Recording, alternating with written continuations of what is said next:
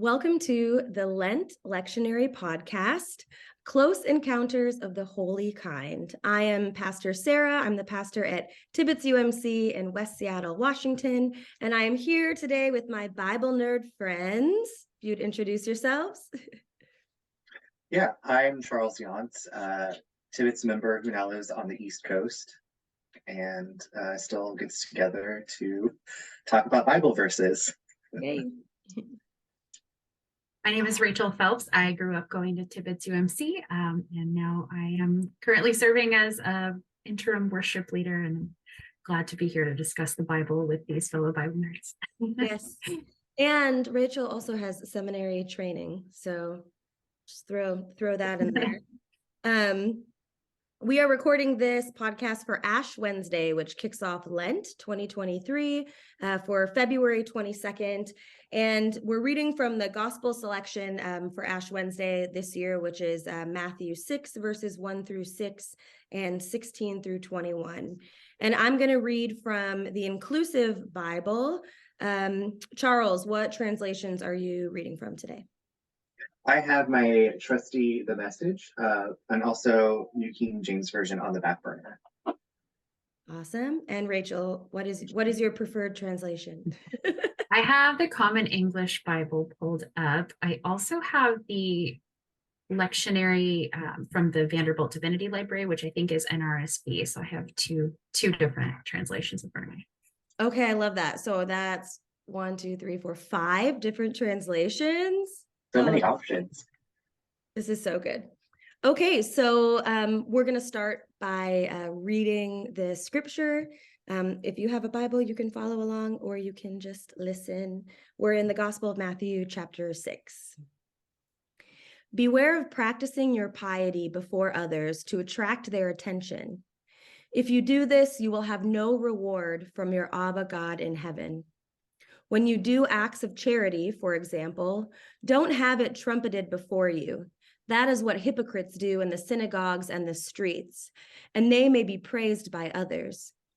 The truth is, they've already received their reward in full. But when you do acts of charity, don't let your left hand know what your right hand is doing. Your good deeds must be done in secret, and your Abba God, who sees all that is done in secret, will repay you. And when you pray, don't behave like the hypocrites. They love to pray standing up in the synagogues and on the street corners for people to see them. The truth is, they have received their reward in full. But when you pray, go to your room, shut the door, and pray to God who is in that secret place, and your Abba God, who sees all that is done in secret, will reward you. And when you fast, don't look depressed like the hypocrites. They deliberately neglect their appearance to let everyone know that they are fasting. The truth is, they have already received their reward. But when you fast, brush your hair and wash your face. Don't let anyone know you're fasting except your Abba God, who sees all that is done in secret. And Abba God, who sees everything that is done in secret, will reward you. Don't store up earthly treasures for yourselves, which moths and rust destroy, and thieves can break in and steal. But store up treasures for yourselves in heaven, where neither moth nor rust can destroy them, and thieves cannot break in and steal them. For where your treasure is, there your heart will be as well. Ooh, this is good. So I did read this a few weeks ago when I was planning Lent, but to be honest, I have not revisited it until this moment. So it feels kind of fresh for me in some ways. But let's start with what comes up for you. What initial thoughts and reactions as you heard this text read aloud and were following along? For me, it's like our spirituality, our religion, everything that we do with God isn't like meant to be projected, or like put out there. In the message, one of the things I really like is when Jesus is describing like how to pray, The Message translates it as, here's what I want you to do. Find a quiet, secluded place so you won't be tempted to role play before God. Just be there as simply and honestly as you can manage. The focus will shift from you to God, and you will begin to sense God's grace. And that to me is just like, yeah, so powerful, right? Like I was talking about this with somebody, maybe it was you, Sarah, but just like how when we pray, like God doesn't need our words and like all these things that we like are asking for, like change this or help me with this. It's like, if you can just, and maybe, and God understands, like maybe you do need to use those words and like get that all out. A lot of times when we have what's in here, if we can verbalize it or write it down, like to get it out. But just that guarantee that we can sit in the quiet and like that shift from us to God, like and sensing that grace. Like that's hopeful to me, right? Like that's the whole reason I'd want to pray, is to sense that grace and that hope and know that that is available to anybody at any time, no matter what they've done, if they've fasted enough, or done things to help people. And another thing that stuck out to me was like, don't let your one hand know what the other hand is doing. Yeah. Which I was like, why are you trying to be secretive with yourself? Like, I guess like that illustration is not what that means, but because to me it's like you have to be fully honest with your whole self of like what you're doing and like why you're doing these things. Yeah, so that's some initial stuff. I have some thoughts about fasting and the where you lay up your treasure, because I feel like that's something I've heard my entire life going to church, is like, don't stockpile treasure here, like put it in heaven. And well, let's start with those opening verses and circle back to that. I love the Message that says like, show up simply and honestly. I feel like that was really like profound image for me, like show up simply and honestly. Yeah, I think to me, like it's a trap to be like, I have to prepare myself to talk with God or be with God, like I have to do all these things. And to me, that's, looking at it now, it's like that's kind of one of those ego traps of like, once you do all this, then you can talk to God. For me, like that's something I can easily fall into. Like I did all these things correct or the right way. Right, or, I went to church today and like I did all this, and so now I can access God or have time with God, or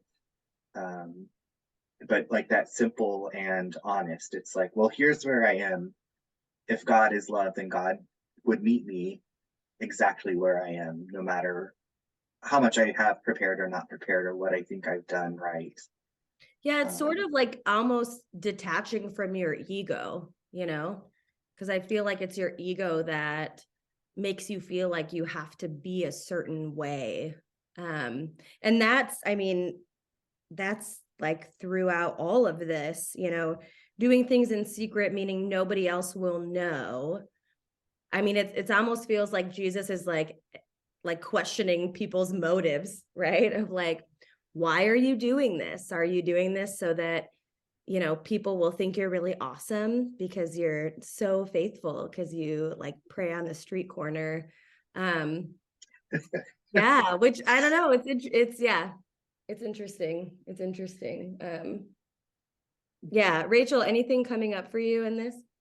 Yeah, I think the word that's sort of emerging for me, kind of going off of what you just said, Sarah, is intention. And it's really easy to sort of pull out these words, out of their context, and say, oh, okay, so don't store up treasures, so I shouldn't have a savings account, or, to like take these practices as very literal. And but I think what it's pointing to throughout the entire chapter, and really, to set this within its context of the greater Sermon on the Mount, it's really pointing to our intentions, and this sort of, I guess, balance between like the public and the private ways of like practicing your faith, and the ways that we're showing up. So I really like in the Common English, the first verse of chapter 6 says, be careful that you don't practice your religion in front of people to draw their attention.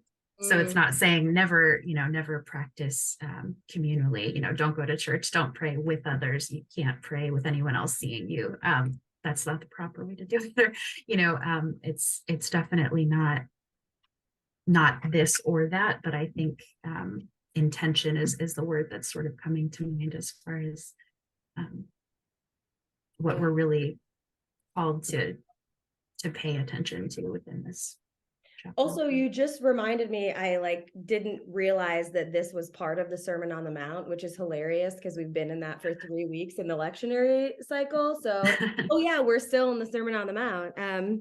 But okay, let's take a minute to talk about intention, because one of the things that has come up lately in this community at Tibbetts, as we're talking about some ministry opportunities before us, is impact over intent. And so we've kind of been unpacking that. And I just think a lot about good intentions and, the idea that you might have a good intention, but if your impact is harmful or hurtful, I don't know, your intent wasn't fully realized, or your intent, intention is just interesting to me because it's a very personal thing. And you don't realize how your intention does manifest out into the world. And isn't it, I don't do yoga, but isn't it yoga where at the beginning of every yoga session, you're supposed to set your intention or something like that? Have you heard of that? Sure. Clearly you don't do yoga. I was pretty sure it's yoga that the instructor is now set your intention. Yeah, and meditation practice is setting your intention for the day, and when you're just hearing that, I was are we, impact over intention? It's was your intention informed? Did you call upon the resources and the people, that you're working with to make, an informed intention? And yeah, that's and being something honest with yourself about it too, honest about what your intention is, because you might say oh, I didn't mean to do that, but sometimes we do mean to do things that we then say we didn't mean to do, right?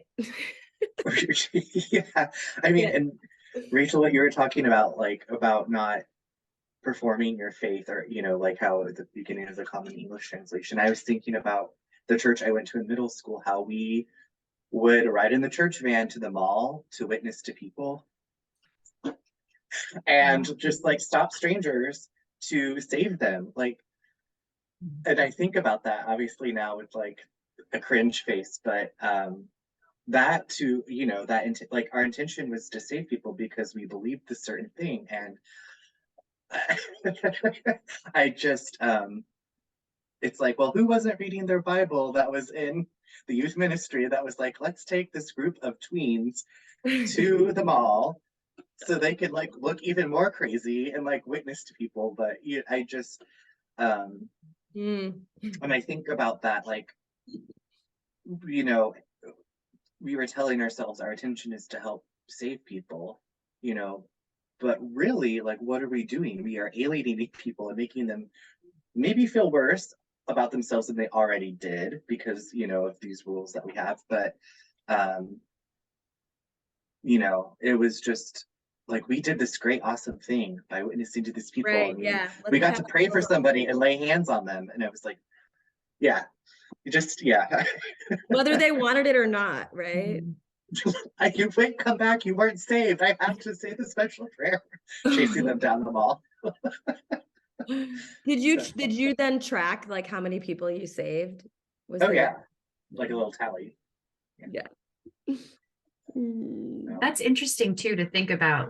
I'm sure you impacted in the moment some people who you did encounter, right?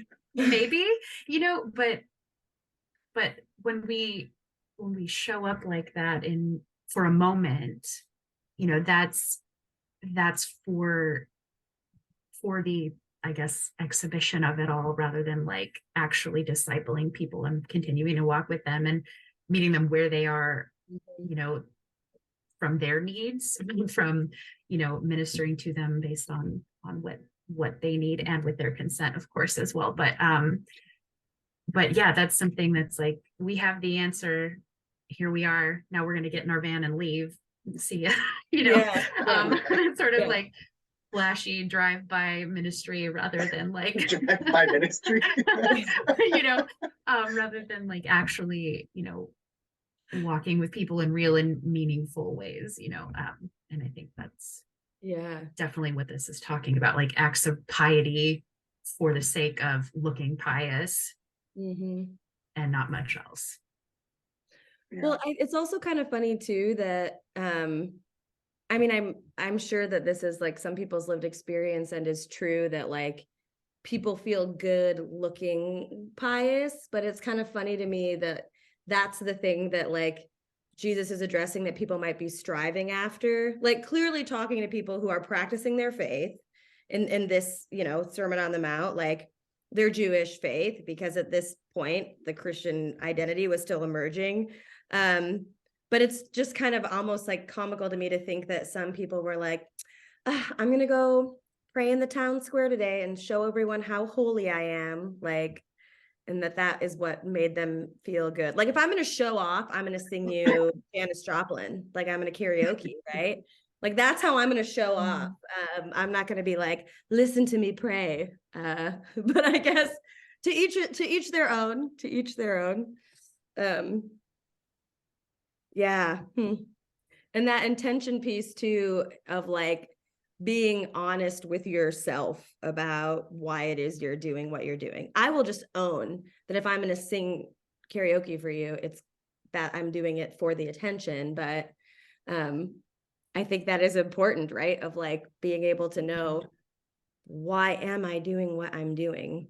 Which means being in touch with yourself, which I feel like is not easy. Yeah. No, yeah. And who is it for? Mm-hmm. Like what you're doing, who is that for?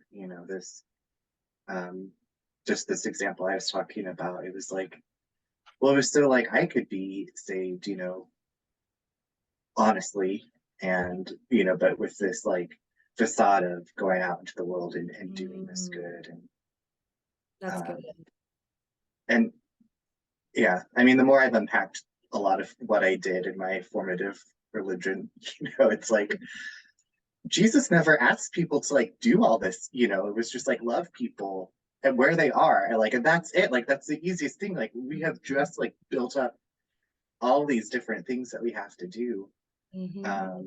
So pray with simplicity, sit before God and come simply and honestly. And yeah. Right.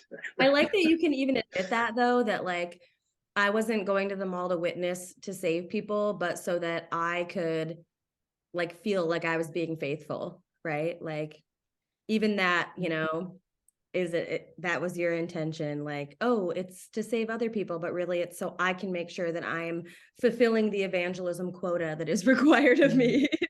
Right. Well, I mean, I don't want to speak for you both, but I mean, have you ever felt like in your religious walk, depending on what you'd heard, like, I have to do these things in order for God to love me or to be safe from God or from God's wrath? Like, I have to fulfill these obligations that my church leaders have laid out for me, or my parents, or other people I looked up to spiritually, Totally. Yeah. Yes. Also my teenage years, which says a lot about that season in our life, right? I just remember really feeling like I always had to confess my sin, which is weird because I grew up Protestant, not going to confession. Maybe I should have. Maybe I would have felt better if I had gone to confession. But I always felt like, I don't know, like every week in church, if we did a prayer confession or like we were invited to confess our sins, I was like, I have so many sins, like as a 14-year-old, Yeah. Yes. Mm-hmm. And terrified of hell. I mean, I was like, that's like, there's too much. Like, I've done too much, like each day. Yeah. Mm. Yeah. That's the one that comes to mind, was feeling like I had to like constantly be confessing my sin. And I remember being at like summer youth church camp, which I loved, by the way. I really enjoyed that experience and have fond memories.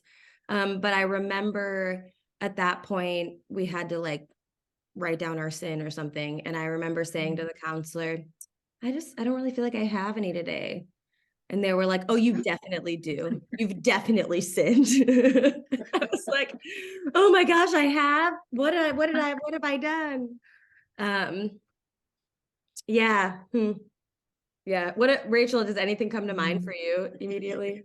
It's funny when Sarah, your example just unlocked a couple of memories for me of sort of one-off moments like that on like youth mission trips or retreats or things like that. I feel like the pervasive message of confessing your sin and doing the right thing in obedience to God. I don't feel like I was really formed in that type of religious tradition. Thank you, Tibbetts. Thank you. Shout out Tibbetts UMC. Yes. But I absolutely got a lot of that from sort of like cry night moments like that. Cry nights like the night before or like the last night of a big like Yeah. youth event or Last retreat, night and of camp. you Yeah. feel all of your feelings. You're so sad that you're leaving your friends, and often they'll invite you to a practice such as what Sarah just named, confessing your sin and like nailing a literal nail to a wooden cross. Like I've done that before, and things like that. But I don't think that I don't think that shaped the core of my understanding of who God is. And but it did seep in. And a lot of like the Christian music that I listen to, a lot of that really drives home that point of we are awful. Yes. we are not inherently good as people. Yeah. But God is good. So thank God. So yeah, but I think I was sort of able to dodge a lot of the trauma that I know that a lot of people who I've been in conversation with over the years and friends who've grown up in different traditions, that sounds like closer to Charles, your experience. So I understand that how gripping that can be for people. Well, and it almost makes it like this text just suddenly became kind of hopeful for me as I was listening to you, Rachel, I was thinking about like salvation or like growing in perfection, as we'd say in the Wesleyan tradition. But like you can never fully live up to God's like standards or expectations of you, like that underlying message and narrative that is preached and taught in so many Christian churches and traditions. But then like here Jesus is saying like it's what you do when no one is watching, right? It's actually like are you honest with yourself? Like can you be transparent with yourself and with God? And actually all of a sudden it felt like, oh, that I've always thought like, oh, that it's so hard and difficult to be like honest with yourself. But when I close the door, when it's just like me, myself, and I, and God, I feel like that actually is the space where I can confess, where I can be real, where I can be honest about like my struggles and my fears and my temptations and all of that. I never thought of this text that way before, of like, oh, that might actually be something like hopeful or helpful to close the door. And like, and obviously we're talking about balance here, right? I think you both said that towards the beginning about like balancing that, personal holiness with social holiness and like outward action. Yeah. And so this, I'm reading the NRSV now, says verse 6, well, it repeats it over and over again. Your Father who is in secret, who sees in secret, who is there with you in that space. And I think the inclusive translation said Abba, like Abba God, who is with you there even in secret. So I guess for some people that might be like, I don't know, kind of scary, like God is always watching you. But it could also be comforting of like, God is here with me when I am alone. I am not alone. Like I also have the presence of God with me and in me. Feels hopeful. Yeah, I think Sarah, listening to you just now too, you know, it sort of brought the like works righteousness piece forward too, of like, okay, if these were the expectations, if this is what God wanted of us, is to always be showy in our in our piety, and wanted us to like, there's no, I mean, there's no, you can't win Christianity. Right? It's like What? at No. the end, I know, right? At the end, like we're all going to be gathered around a table. There's not going to be like a podium, right? Where like the best Christian is in first place, you know? So like, and thank God for that. Like, thank God that when it's all stripped away, it's just grace. Right. Like we are not saved by our works. We are not saved by shouting the loudest on the street corner. We are saved because of God's grace that continually pours out on us. Amen. All along the way. So I do feel compelled though to share this with you. This is a trophy that I received from a young disciple in the first church I was appointed to. And they also made me a necklace. So I have my necklace that says Pastor Sarah, but it doesn't have like an award or anything. It just says Pastor Sarah on it. So I love that, like, I just got a trophy for being me, for being Pastor Sarah. that is saying that, phenomenal. like, there's no podium. I'm like, well, on this side of the grave, I got a trophy. So maybe that relates to that. Do not store up for yourself treasures on earth. I have a few, and this is one of them. Well, and that's even, I mean, the word reward comes up in this pericope like multiple times. What is that? What does that mean? Yeah. So if it's not, and it comes up in relation to like the people who are like publicly doing these things have already received their reward, and then also doing these things, you know, in secret and private, like you will receive a reward. What is the reward? I don't even know the Greek for reward. I might look that up. Yeah, look it up. Just off the top of my head, like hearing what you were both describing, they've already received the reward. It's like they've received like praises of other people. There's no love in that. Like, you know, it's like based on this spirit of competition is basically what they're doing. And there's no love in that. And they've received that reward of like, oh yeah, this person helped me out through a difficult time. But I think when you are doing these things, that when you are really helping others and connected with yourself and God, like you are, to me, like your reward is like you're connected to your real self and like the real self in others, the Christ in others, and you are open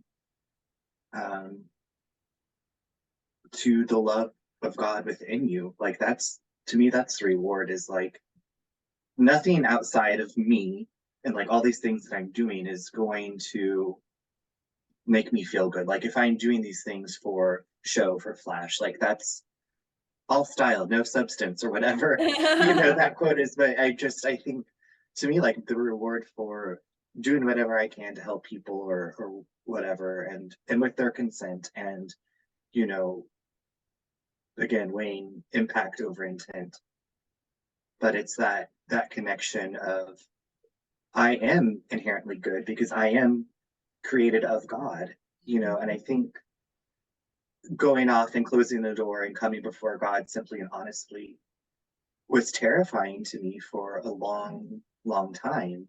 Because it's like, if I don't have all these works that I'm doing for God, like if I'm not at Habitat for Humanity or preaching at people in the mall and I just have to sit here with God, I don't have these earthly defenses that I've built up to show that I am a good Christian. I'm here as the real me. And that can be frightening for I think a lot of people, depending on how they've been brought up or how God has been presented to them. And I think my reward, or a reward, in my opinion, is that connection with self and with God, and seeing like in others we are all the same underneath it all. Like you're saying, like we're at this table, there's no podium. Like we are all the same underneath everything that we've built up about ourselves. Well, and you're also like shaped by these outside forces, right? So like you're shaped by like the theology of the church you grew up in or the family you grew up in, and like, you know, what you're told about yourself that is good or what you're told about yourself that is bad. And so so you're like trying to live up to this particular standard and fit in this mold. And so then you find yourself alone with God. And if you have those voices in your head saying, you're not enough, you know, you like aren't meeting that standard, like remembering that that's not God's voice. Like that is how you have been shaped by these other outside forces, which is why you need to close the door and like be alone with yourself to like remember who you are. And I love what you said, Charles, the reward being like connected to the Christ in you and the Christ in others. That'll preach. That was good. I was like, that's the reward. Oh yeah, that's really good. Really good. Yeah. I was like, when you're describing those voices, it's like, you guys have heard those voices too? Of like, you're not good enough, and like, you can't do that. And like, how could you have the audacity to think that like, you're just acceptable as you are? Like how, and like watching like Time for Young Disciples and like being around Esther, like I'm like, man, like this just opens my eyes to remembering that time when I was this wild, free, loving spirit, you know, and that's who I still am. Yeah, before you were shaped and molded and formed and told who you had to be, like you were just you. You put on all these layers that block the light of God, like all these different things to like defend yourself. And it's like, no, underneath all of that, we still are that brilliant, loving light. Yeah. I was that reminds me of a story. I was really concerned about Esther, who's 2.5. She was being really like demanding with our family when we were on vacation, and I was confiding in a friend, another, you know, who happens to also be a mother. I was like, gosh, I was just kind of embarrassed for the first time. I felt like, you know, like she would be like, listen to me, right? And of course she learned that from me, or she would tell people like, sit down, like she would like command them. And I was like, oh my gosh, stop, you know, you're being so bossy. And I was like constantly like critiquing her. And then my mom friend was like, well, considering little girls and women are expected to be like prim and proper and like only speak when they're spoken to, the fact that like your child has learned like as a little girl in the world to like assert herself and speak out and like actually like ask things of other people, even if it's done in what socially seems to be like a commanding way, good for her. Like you should be really proud of yourself. And I went from being embarrassed and ashamed to feeling like, hell yeah, like, yeah, my girl is gonna boss you around, and because she can. And that just was so helpful for me of like, oh my gosh, even I as a parent am being shaped by these social norms of like, oh my gosh, my child is like telling her elder, like, sit down and listen to me. But then feeling like, well, that will serve her well later in her life when people tell her she has to be quiet or she can't do something, she's a girl. She'll be like, watch me. So that reminded me of that. Rachel, did you find anything with reward in the Greek? Anything fascinating, or is it? Yeah, so I mean, you know, the word is misthos, wages or hire, like dues paid for work. And then a second definition in the Strong's lexicon is reward used of the fruit naturally resulting from toils and endeavors. I thought that was interesting. Ooh, I like that way better than yeah. Say that again. Used of the fruit. Of the fruit naturally resulting from toils and endeavors. And there's a couple of citations. John 4:36 and 1 Corinthians 9:18 use it in that sort of Hmm. nuance. Yeah. Yeah, I like that. Used of the fruit naturally resulting from toils and endeavors. Mhm. Oh, I want Matthew to be using that kind of reward I too. know. That's something more comfortable than like your dues or your wages or yeah. Which speaking of reward, oh, we do have to eventually talk about the fasting piece, but the reward piece immediately made me come back to that treasures, like do not store up for yourself treasures on earth. And I immediately thought of that parable of that like that landowner who like became rich off the land because the land was producing abundantly and this exploiting the earth like we do, and built these like bigger barns, right? Like, oh, I don't have enough room to store all the abundance of the land that I'm claiming as mine, so let me build these bigger barns. And yeah, and then was basically told like, what is all of this for? Like, you're gonna die and this food is just gonna rot, kind of thing. But I immediately thought of that with this: don't store up for yourself, treasures on earth. And I'm interested in that Message translation. This mine says, where moth and rust consume and where thieves break in and steal. What does the Message say? It's a tad bit more dramatic. Yes, of course. It says, don't hoard treasure down here where it gets eaten by moths and corroded by rust, or worse, stolen by burglars. Stockpile treasure in heaven where it's safe from moth and rust and burglars. It's obvious, isn't it? The place where your treasure is the place you will most want to be and end up being.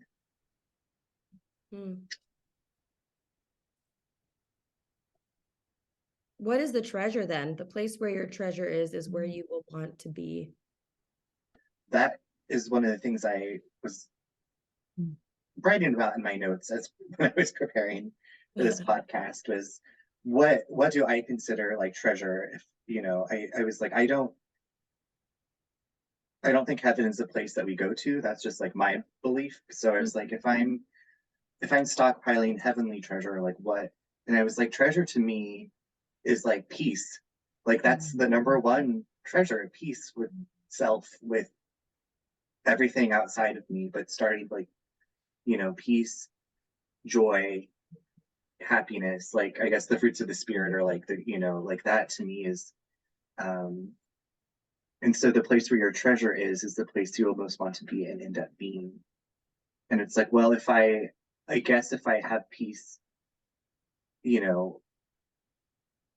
within me, I feel like the more that we are in touch with those treasures, whatever they are, that's what we're putting out into the world, right? Like whatever you're putting your energy into and spending time on is what you're also like giving out to others. I don't know. So that's a kind of like a nebulous thing to talk about, but I'm really interested to hear what you both think or have to say. That's kind of, I don't want to cut you off. No, go ahead, Rachel. I have no idea. So I mean, it's making me start to really, think of the so what of it all, I guess, of why we're reading this text now on Ash Wednesday and then leading into Lent is, I love the question of like, maybe our treasure is different for each of us. It's like, what do you value most and what are you holding on to so tightly that maybe you're hoarding it for yourself or missing something else, or that's sort of consuming you. And so I think, with Ash Wednesday, it's a time where we remember that, we came from dust, we came and dust we shall return to, so this imagery of the moths and the rust and everything will be destroyed, including us, we will perish. And, so in the end, what can you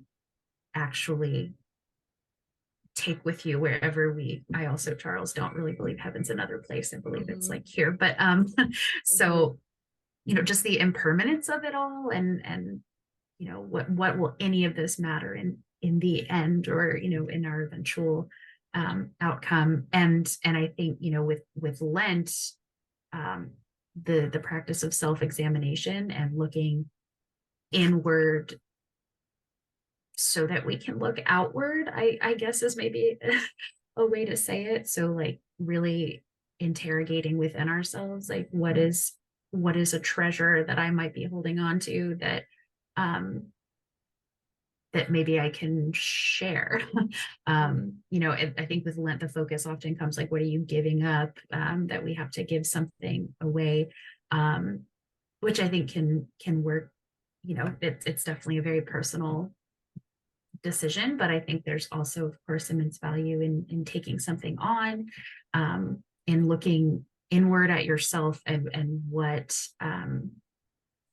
would be the most like meaningful to you to take on as a practice for those 40 days. And yeah, I'm just starting to, our conversation is sort of leading to the, you know, the overall context in which we find ourselves in the lectionary. So sort of those little breadcrumbs are starting to appear for me. Well, and beginning with like thinking about our mortality, I mean, that is not something we do, at least not in like white Western North American culture. Like I know that in other cultures, you know, families, entire extended families participate in like preparing a body for burial. Like that is not the case in my family anyway. You like send the body off to the crematory, you know, or the morgue or the funeral home or whatever. And even then, like, you know, your relationship to death, mortality, even as, you know, as a pastor, when somebody dies and I'm talking with a family about a celebration of life or a funeral, you know, everybody relates to that differently, like based on how much they learned and talked about death. Like, and we as a culture just like hang on to like, you know, this idea that we are in fact immortal and that we can live forever, and that, you know, we forget that we're like skin and bones, you know, that we are fallible. That can be like really hard for people to face. And yet facing that, I mean, it puts so many things into perspective. Like, I don't know, for as hard as I work most days, I kind of love thinking of like, in the end, what does it matter? You know, like kind of makes me feel better. Not that that's a reason to not pour yourself in, you know, into your passion or your vocation, but it is a nice perspective, like talk about balance, to know that like the end of the day, we are all skin and bones. We will go back into the earth and, you know, become fertilizer for the next thing to grow, right? Yeah. So then thinking about in that context, what is treasure? What immediately came up for me was like my relationships and like, yes, the people I'm in relationship with, but also like how we relate to each other, like what that means to me, and how that shapes and changes how I am in the world. My relationship with my spouse, my relationship with my daughter, like with my parents, like all my siblings, you know, all of that, like that treasure is something that I feel like can never be taken away from me or from them. Even when we die, like we will have shared that. Yeah. Thank you, by the way, Rachel, for giving a beautiful explanation of Ash Wednesday and Lent. And I was thinking about when you were talking about like people giving something up. I never really did that, like gave something up for Lent. Did you do that? Did either of you do that? No, I Not mean, really, sort of. maybe in middle school, like I did, but again, it was probably just like everybody else is doing it. I should do this. Yeah. You know? Oh no, I did. There was one Lent where I think I gave up booze, and I think I made it like 3 weeks because I got invited to a birthday party or something.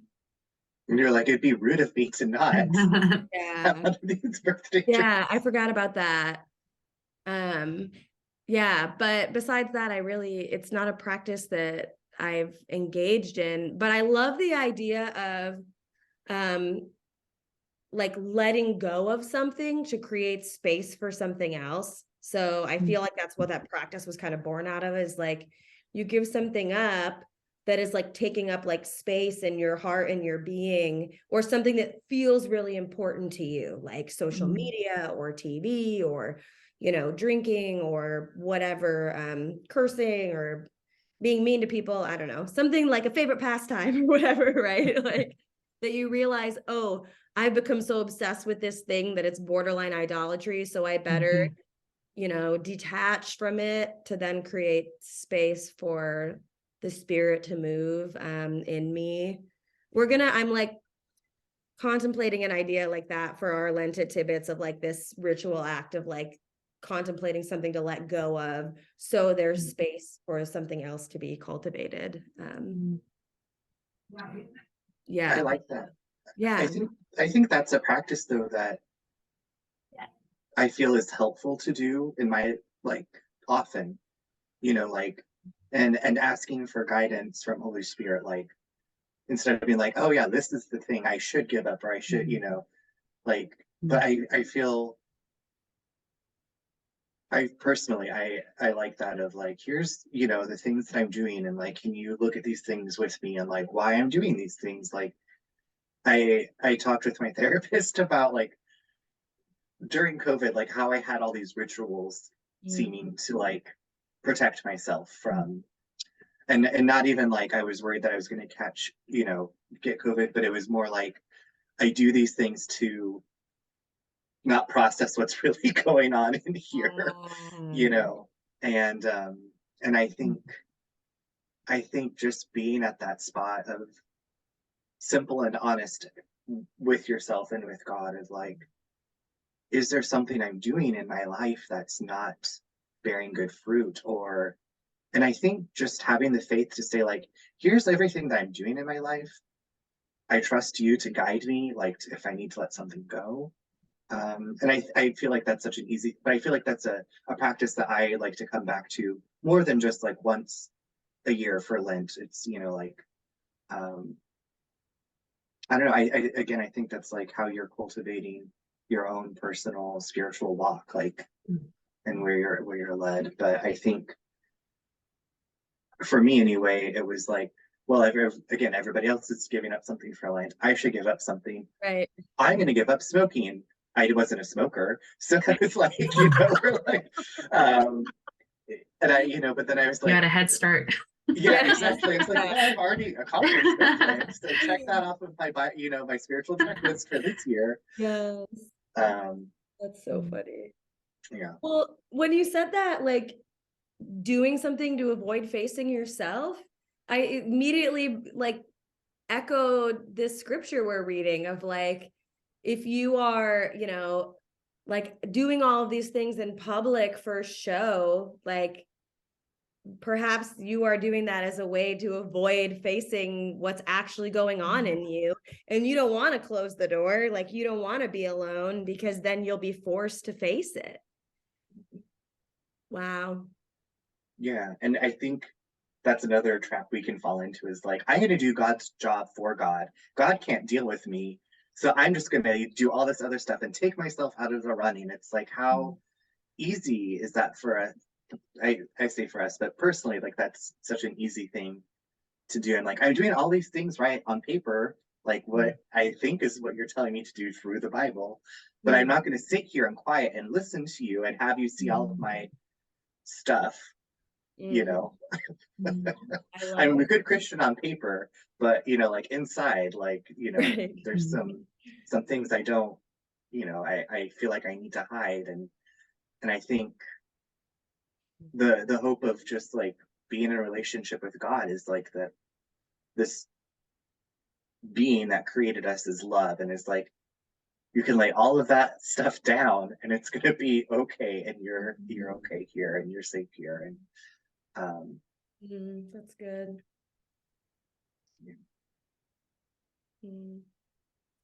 I like that. Let me do God's job for God, because God can't handle me. like I have a personality. Yeah, that's just like my personality in a lot of ways. And I'm like, well, I'm like even translating it into this. And Yeah. But So you had mentioned earlier that you like had thoughts on the fasting verses. yeah, I don't want to, y'all go first. Do you have some spur of the moment thoughts? So fasting is not a practice that I like know intimately or that I've done. And I know that there are I have friends that have done that it's been like quite meaningful for them, both Christian and other religions. And so you know, I've witnessed the value in that in other people's lives, but it's not something that I have personally have experienced. So I feel like I don't have a lot to reflect or add to the conversation. What about you, Rachel? Yeah, it's not something that I've done in the traditional sense. I feel like in more recent years where I've seen it come up more and more is around Lent sometimes, but not always, of people doing like a social media fast or you know, like Netflix fast, or I think I've seen the word sort of reclaimed and reinterpreted and in different ways to not just mean abstinence from food and drink, but from something that has become, as we've been talking about, sort of a ritual or practice that we've clung to, and that we want to take a step back from. But me personally, I have not taken that plunge, but yeah, I think I'm really curious to hear what Charles has to say, because I also have thoughts about it, but yeah. Yeah, I mean, to me, in middle school and high school, it was like you fast. Like I have a piano recital coming up. Like I'm going to fast and like pray to God, like let this go the way that I think it needs to go, Or it was almost like an exchange. Like I will fast if I get this, which I feel again is like so much of how I was taught about prayer, in the tradition I grew up in and in my family. Transactional. Transaction. Yeah, it's a transaction. Like I'm gonna give up this. I'm gonna sacrifice so that way I can get this thing that I think is better or I need at this time in my life. And I guess I also need to zoom out, like you both have done so well and brilliantly, and like looking at the context of like the time that Jesus was in, like this was like I guess a normally accepted practice. Because I think today, like fasting and a lot of when I was in school, I took a strengths test to see like what my strengths were, and they were like, you're a maximizer, like you like to push everything like to the max. And so when I'm like, oh, you're gonna fast this, I can fast this long and like be even better, like, and how I guess dangerous these practices can be when you're not well informed, when your spirituality is all on the surface. You know what I'm saying? Like is God really telling you, like, it'd be great if you stopped eating this or stopped doing this for a few days, like, or am I doing this because, like I'm in competition right. with That's what I thought my of fellow Christians. Yeah. And I can do it better. I can fast better than you. Oh my gosh. yeah, that thought has like crossed my mind, like, and I don't know. And I think again, it's just, I think reading this over and over again, it's like Jesus is like, here's these practices y'all are doing, but what's the real like core root of this? Like if you are really doing these at the time spiritual practices or just practices that people of the Jewish tradition did, what are you doing it for, and hoping to get out of it? Oh, I love that we come full circle back to intention. yeah. I don't know. So I've dabbled with the idea of fasting again, just in some parts of my life, and more recently it was like the intermittent fasting that was like the fad like diet. Like I don't eat between 8 p.m. and noon the next day, you know, so it was like for health reasons or diet reasons, but I don't know. I think of, and then Rachel, when you were talking about like social media fast and everything, it's like, what else? I like that idea of like fasting from something that normally consumes a lot of your time, that, and then I'm like, well, then what if you're, I guess if you're fasting from something that took up your time, like what do you like to fill your time with? Or I'm interested, like, if people have done that, like what did they find like they spent their time doing? Or yeah, I don't know. It's like these, it's like Jesus is saying, don't fall into these traps of like portraying your spirituality a certain way. Like it's easy to do. Yeah. That's good. Well, yeah, and that, like, I don't know how often people ate in the time that, you know, Jesus, like maybe they weren't like as accustomed to having 100,000 snacks in the pantry like I do. You know? I think, you know, I was like, what did like giving up a meal like really mean in that time, you know? And just, you know, extraneous things I think about while I'm like, what is this saying to me in 2023? You know? Yeah, definitely. Rachel, you said you had some thoughts. I'm interested in what they are. Yeah, I think with like most things, you know, it's all in how it's done, right? It's all in how it's presented, and it's all in how it's talked about. So I think there's risks with the ways that fasting has been talked about in religious spaces, and particularly, you know, when you intermingle it with like diet culture and, you know, disordered eating and all of those things, it's like if somebody is already maybe struggling with that, and then, you know, consumed with the cultural expectations around those types of things, and then they're in church and they're being told also God says you shouldn't eat either. Like, you know, that's just sort of a intent versus impact, right? Like you know, not all, yeah, I mean, Sarah, like you said, you know, it's not a practice I'm as familiar with, but I can see how there would be something in it for some people. You know, definitely something that I'm sure is meaningful, and yeah, I'd be curious to learn more about it, frankly. But I think it's always something to be cautious about when you're speaking about it in a religious space to a large group of people, is the context and yeah, how people are showing up and what they might be bringing with them. So it's just sort of an awareness piece. All of the all of the things to consider when talking about something like fasting, and again, in the sort of traditional sense of food and beverage. And then Charles, I love what you just said about thinking about what it actually meant in this time and place.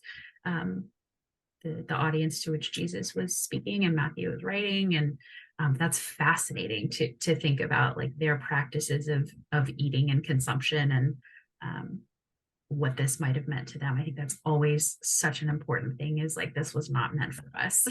You know, we are eavesdropping on something for which we are not the original audience. So, oh my gosh, I love that so much. Me too. That's so good. Oh my gosh, I might use that next Sunday and credit you. That's so you're eavesdropping. Please do. Oh, yeah. Someone said once, like when we're reading the epistles, like the letters that Paul was writing to churches, we're literally reading someone else's mail.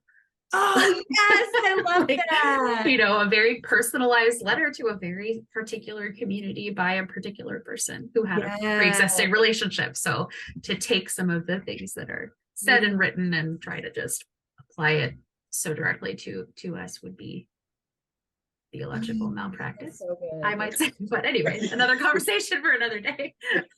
We'll get there. Yes. Yeah, well, I sort of, as I don't know, kind of, I think we've made it through the whole text, and I'm wondering, as we wrap up, if there's like anything in particular that you didn't get to say, or that is gnawing at you from this, that we want to lift up, or questions that we want to leave unanswered, which is my favorite thing to do. Let's ask a question and then not answer it. Anything like that. The only thing I think we have, we talked about it, but just like stockpile treasure in heaven again, like, and maybe that's the thing we can't answer. We don't know what everybody considers treasure and like how you stockpile it in heaven, but just that illustration that pops into my mind when I read this translation. No, that's kind of really the only thing. Well, and that's also hard because of our own like concepts of heaven, like what heaven is, and like what is eternal. Yeah. So I realized the lectionary readings this year, we're in year A, are the same readings that we had during Lent 2020. And so for us, it was like right at the beginning of Lent that Tibbetts moved to pre-recorded worship services and stopped meeting in person. And so I've been thinking a lot about like reading. The gospel readings are mostly from John's gospel. The first Sunday is from Matthew, but then it's John's gospel. And thinking about like reading them in the context of like the very beginning of the pandemic. I watched the first like 3 videos from that time, and I had to stop because it was so painful. I looked terrified, and I kept saying to Phil, like, I look so scared in these videos. And he was like, yeah, we were scared. Everybody we were terrified. So I'm really interested and excited to read these texts and to like be in conversation about them 3 years later, when it feels like we just like, lived a decade, but we just had this like collective, extremely traumatic experience that we are now like emerging from, but also learning how to like cope and live with. COVID is not going anywhere, and now we're encountering these texts again. Speaking of the theme of the worship series that we're following at Tibbetts as we read these texts is encounter, because of all these characters, like the best characters in John year A: Nicodemus, the woman at the well, the man born blind, Lazarus, Mary and Martha.